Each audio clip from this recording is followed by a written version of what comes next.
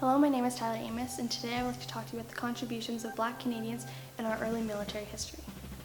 In the 1770s, the Americans had waged a successful war of independence against the British.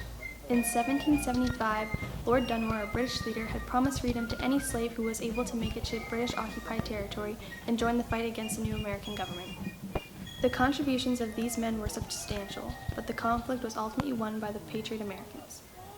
Those who had defended the crown were driven from their American homes, including 20,000 African Americans. They had been part of that bitter fight, and while the suffering of the white loyalists had been terrible, that suffered by the black loyalists would have been even worse.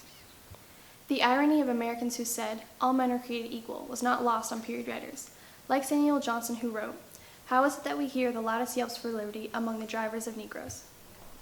Settling on lands north of the new American border, black settlers faced discrimination from the British government they had served in the late war. They received land grants inferior to their white neighbors. Although they were free, these men and women had to endure the unfortunate reality that slavery would still be tolerated in British North America and would be until 1834. In the early years of the 19th century, tensions between Great Britain and the United States grew due to a number of factors. A major contributing factor to the move towards war was America's desire to conquer land which would one day become Canada. Something the American president Thomas Jefferson promised would be a mere matter of marching. Later in the war, black soldiers were employed as laborers on the construction of Fort Mississauga, and despite the lack of status attached to this duty, embraced it enthusiastically.